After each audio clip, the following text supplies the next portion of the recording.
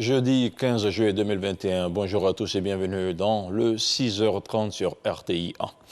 La Côte d'Ivoire accueille ce jeudi 15 juillet 2021 à 10h au Sofitel Abidjan, Hôtel Ivoire, une réunion de haut niveau sur la 20e reconstitution des ressources de l'Association internationale de développement IDEA 20. Cette reconstitution soutiendra une relance forte suite à la crise engendrée par la pandémie de Covid-19 et aidera le continent africain à poursuivre sa transformation économique. Plusieurs dirigeants africains sont attendus à Abidjan. Les présidents malgaches et burkinabés ont déjà foulé le sol ivoirien dans la soirée de mercredi. Ainsi donc, après la réunion de Paris, c'est au tour d'Abidjan de recevoir des chefs d'État. Une dizaine s'est attendue pour la rencontre de ce jour. Selon le vice-président de la Banque mondiale, les besoins de financement sont estimés à 90 milliards de dollars américains. Une importante somme qui devrait permettre de faire face aux effets pervers de la Covid-19. L'éclairage de Noël Niayo. La Covid-19, cette pandémie a éprouvé les économies du monde entier, singulièrement celles d'Afrique, marquées par leur fragilité. Après la rencontre de Paris de mai dernier sur le financement des économies africaines, les dirigeants africains remettent le couvert, cette fois en terre africaine, sur les bords de la lagune Bié, ici à Abidjan, avec une feuille de route. Une priorité de chef d'État est certainement l'emploi, la transformation économique, mais aussi l'intégration régionale, le développement de ressources humaines, les grands défis par rapport au changement climatique et aussi de conflits qui affectent plusieurs pays en Afrique. Alassane Ouattara et ses pairs, des dirigeants d'organisations partenaires des officiers de la Banque mondiale, veulent reconstituer les fonds de l'Association internationale de développement pour répondre à ces objectifs. Il y a un consensus, même entre les bailleurs de fonds, qui vont appuyer un effort plus grand que la dernière reconstitution. Alors, je vois beaucoup d'espace vers au-delà de 90 milliards de dollars. Il s'agira avec ce niveau de financement de réduire sensiblement la pauvreté, réduire également les inégalités, améliorer la vie des plus démunis et stimuler la croissance économique. Créé dans les années 60, le fonds IDA est l'une des plus importantes sources de financement pour la lutte pour la réduction de la pauvreté dans les pays à faible revenu. À ce jour, les investissements IDA sont estimés à 422 milliards de dollars US pour le compte de 144 pays. 5 mois après le lancement de la campagne de vaccination contre la Covid-19 en Côte d'Ivoire, plus d'1 million de doses de vaccins ont été administrées à plus de 800 000 personnes. Et la Banque mondiale de féliciter la Côte d'Ivoire pour sa stratégie sur le terrain avec le ministre de la Santé, de l'Hygiène publique et de la couverture maladie universelle. Le directeur général des opérations de la Banque mondiale est allé s'enquérir du mode de vaccination, sinon de la stratégie nationale de vaccination. On regarde le reportage de Jenna Atoubé. Salle de conférence de la mairie d'Adjamé, le ministre de la Santé, de l'Hygiène publique et de la couverture maladie universelle et son hôte, le directeur général des opérations de la Banque mondiale, échangent sur la campagne de vaccination contre la Covid-19 que mène la Côte d'Ivoire. De leurs échanges, il ressort que plus d'1 million de doses ont été administrées à 800 000 personnes en Côte d'Ivoire. Depuis le lancement officiel de la campagne le 1er mars 2021 à ce jour, l'enthousiasme des populations va croissant. Dans les différents quartiers, les stands de vaccination sont pris d'assaut. Résultat d'une vaste campagne de communication hardie et une sensibilisation des populations menée par le gouvernement. L'objectif de cette visite est de voir moi-même le déroulement de la campagne ivoirienne pour vacciner sa population. Comme vous le savez, c'est une grande ville mondialement de vacciner la population.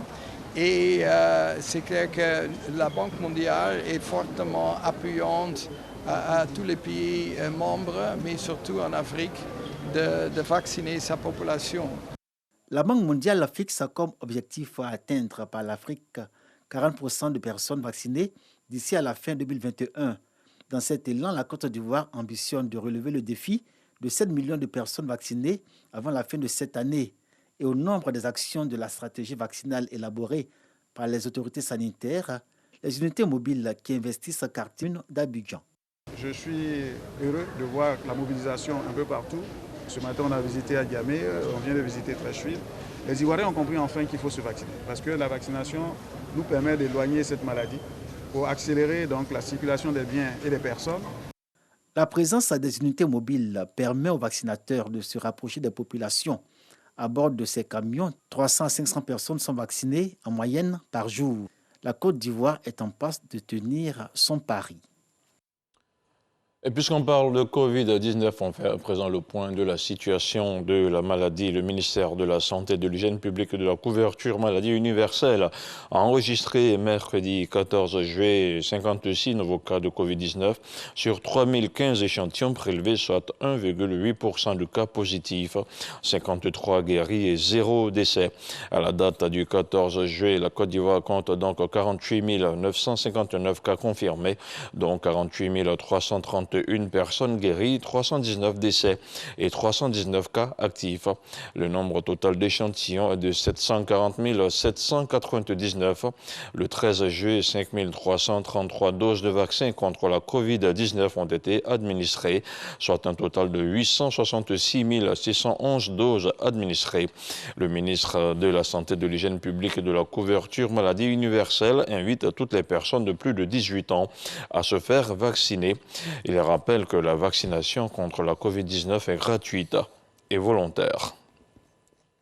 Porté par la Fondation Children of Africa, l'hôpital mère-enfant de Bingerville s'emploie à réduire la morbidité et la mortalité maternelle néonatale, infantile et juvénile.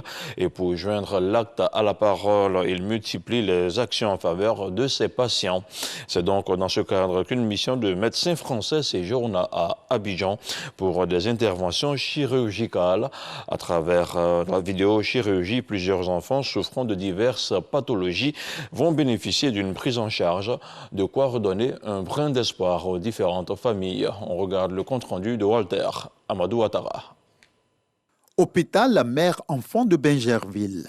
Mathurin Légré est père d'un enfant qui souffre d'une pathologie qui nécessite une intervention chirurgicale. Jusqu'à présent, on ne nous a pas dit donner l'origine même de ces pathologies. L'enfant ne fait pas de maladie, tu ne peux pas savoir qu'il y a quelque chose. L'enfant ne nous a jamais dit qu'elle a mal au ventre. Et nous avons beaucoup dépensé. C'était difficile pour la maman au départ, parce que pour entendre déjà que c'est une tumeur, un cancer, et ça fait vraiment pleurer. Aujourd'hui, là, je suis vraiment dans un très bon état d'esprit, parce qu'on attendait vraiment l'opération. L'hôpital mère-enfant nous rassure. Comme Mathurin, 14 autres parents de patients ont à présent un espoir. S'offre à eux l'opportunité de soigner leurs enfants dans des conditions médicales optimales. Ces enfants, souffrant de différentes pathologies rares, sont choisis pour bénéficier de la technique coliochirurgie ou la vidéochirurgie. On va les opérer par voie cilioscopique. On va opérer avec les caméras, donc ce qu'on a couramment l'habitude d'appeler vidéochirurgie. Les avantages de la celluliochirurgie, l'hospitalisation est moins longue, c'est moins invasif qu'une anesthésie générale, et parce que en fait, ce qui se passe, c'est qu'on ouvre l'ouverture par laquelle on opère, le chirurgien opère, est réduite à quelques points, 3 ou 4 points. Donc, les suites opératoires sont moins douloureuses et la récupération du patient est plus rapide. C'est grâce à un appui à la Fondation Children of Africa à travers l'hôpital mère-enfant. Appui exécuté par des médecins français issus de l'organisation La Chaîne de l'Espoir. Ceux qui ne peuvent pas payer cette chirurgie sont au nombre de 6 et sont passés par les assistantes sociales. Et on a étudié leur dossier et à l'issue de l'étude, on a donné notre OK et ces patients seront pris gratuitement. Durant la mission qui a débuté le 13 juillet pour s'achever le jeudi, cette expertise médicale française sera partagée avec une dizaine de médecins ivoiriens. Autre chose, à présent, le ministre de la Promotion de la Jeunesse, de l'Insertion professionnelle et du Service civique a visité le 12 juillet dernier deux bénéficiaires du Fonds de l'emploi jeune dans la commune de Marcory. Il s'agissait pour Mamadou Touré de mesurer l'impact du financement de projets emploi jeune à travers le contrat de désendettement et de développement. Le point de la visite avec Issa Tchonayo. Angama Rebecca, âgée d'une vingtaine d'années, est esthéticienne de formation. En 2015, elle se lance dans la vente des produits cosmétiques. Avec l'aide de l'agence Emploi Jeune, elle s'installe à Marcory. C'est par le biais d'une amie que j'ai eu l'information. Elle m'a dit non, tu peux monter ton projet et déposer à l'emploi jeune. Le financement est à hauteur d'1 million. Ça nous a permis de diversifier l'activité. Quand il n'y avait pas le financement, je travaillais seul. Mais quand le financement est arrivé, j'ai pu employer une personne qui travaille avec moi. Ça marche, ça va par la grâce de Dieu. Tout comme Rebecca, Mohamed, tapissier, installé également à Marcory, bénéficie du soutien de l'agence Emploi Jeune. Pour vraiment satisfaire nos clients, nous, on a l'objectif dans notre vision de produire plus de 300 ou chaque fin de mois. Donc on a besoin des personnes en termes de ressources, on a besoin des personnes pour pouvoir nous renforcer. Actuellement, nous envisageons à recruter plus de 12 personnes pour ajouter sur nous. C'est de l'emploi que nous créons. Notre chiffre d'affaires, avant le financement, on partait de 1 million 200. Actuellement, le chiffre d'affaires s'accroît, on va jusqu'à 3 millions 300 par mois. Quand on enlève les charges fixes avec tous les, comment on appelle ça, les bénéfices, on se retrouve à 800 000 francs chaque fin du mois. Ce lundi, ces deux bénéficiaires reçoivent la visite du ministre de la Promotion de la Jeunesse, de l'Insertion professionnelle et du Service civique, Touré Mamadou, et d'une délégation de l'AFD, Agence française de développement. Objectif, apprécier les résultats et les acquis du projet financé par l'institution française à travers le contrat de désendettement et de développement, CDD. Je suis très satisfait de savoir qu'avec le montant de financement qui lui a été donné, ces jeunes ont réussi aujourd'hui à monter vraiment de véritables affaires qui leur permettent aujourd'hui d'explorer le marché et d'avoir des opportunités pour eux-mêmes. Et vous avez vu que le premier bénéficiaire avait pu embaucher lui-même près de 2-3 personnes. La seconde bénéficiaire qu'on a vu a pu embaucher une personne. Ça veut dire qu'on a des dispositifs qui marchent. C'est vrai qu'il y a encore des points d'amélioration, mais on a des trucs qui marchent. On a été très impressionnés par ce que nous avons vu ce matin à Marcory, des bénéficiaires qui ont eu le soutien de ces programmes. À la fin du projet, ce seront 50 000 jeunes. Et toute la discussion aujourd'hui, c'est ce que Monsieur le ministre vient de rappeler, c'est le passage à l'échelle. On a parlé à l'instant de l'utilisation du numérique pour que les entreprises, les employeurs puissent envoyer leurs offres de manière plus rapide, plus automatique. Donc c'est important, je crois, que l'agence emploi soit comme ça, innovante et à la pointe de la technologie. On sait qu'il y a un deuxième enjeu aussi, c'est que là, nous sommes ici à Abidjan, mais sur l'ensemble du territoire, il y a un développement de l'agence emploi que côté AFD, on veut aussi accompagner. Il y a des attentes ici à Abidjan. Il y a des attentes aussi dans le reste du pays. Et ça nous plaît beaucoup d'accompagner le gouvernement de Côte d'Ivoire pour que les jeunes Ivoiriens soient soutenus ici à Abidjan. Et on voit que là, ça se met bien en place. Mais aussi sur les autres territoires progressivement. Ça a déjà commencé. Et je pense que ça va pouvoir s'amplifier. À ce jour, 26 879 jeunes ont pu bénéficier du projet CDD Emploi. Après la visite de terrain, le ministre Touré Mamadou et la mission de l'AFD ont eu une séance de travail au siège de l'emploi jeune à Trècheville. Au menu des échanges, la négociation du troisième contrat de désendettement et de développement, CD2 3. Avant leur départ pour le Japon, où ils prendront part du 23 juillet au 8 août 2021 au JO de Tokyo, les éléphants espoirs ont reçu hier mercredi la visite du ministre des Sports et du Développement de l'économie sportive. Paulin Claude Danro est allé galvaniser les éléphants espoirs et leur apporter le soutien de l'État de Côte d'Ivoire avant le démarrage du tournoi. On regarde le reportage signé Salif Nyobe-Ouattara. À quelques jours de leur départ pour Tokyo, les éléphants olympiques ont reçu le soutien de la nation. Soutien traduit par le ministre Paulin Claude Danro, qui a effectué le déplacement à Songon. Peu avant la remise symbolique du drapeau et des kits pour le voyage aux 22 joueurs et au staff technique, le ministre en charge des sports a eu un huis clos avec les cadeaux de la sélection. Objectif, booster le moral des joueurs qui vont à un rendez-vous important. Je suis venu passer cette matinée avec vous sur le lieu de votre préparation pour vous apporter le soutien du président de la République, son Excellence Alassane Ouattara. Ces Jeux sont un peu particuliers à cause de la pandémie sanitaire du coronavirus. Beaucoup de restrictions au niveau de la préparation.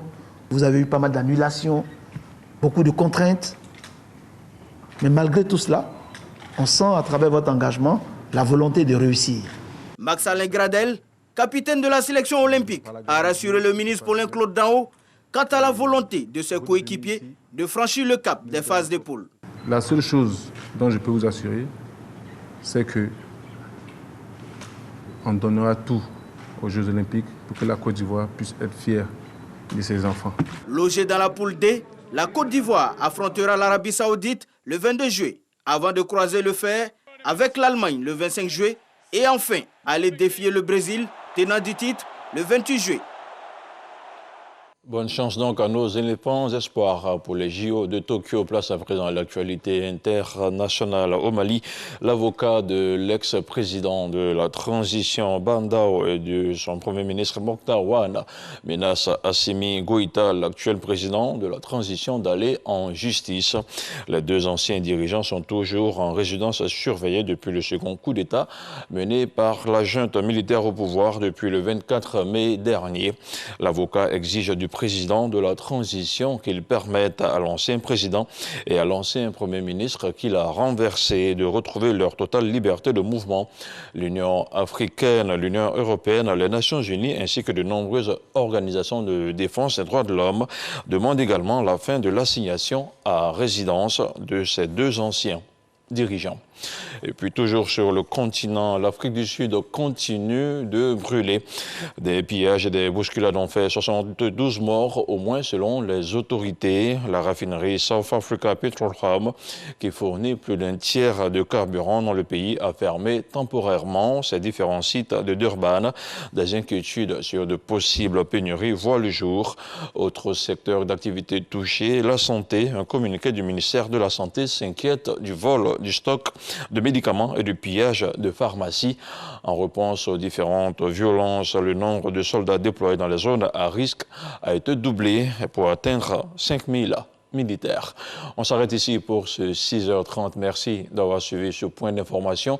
L'info revient à 10h et à 13h. Restez sur RTI 1.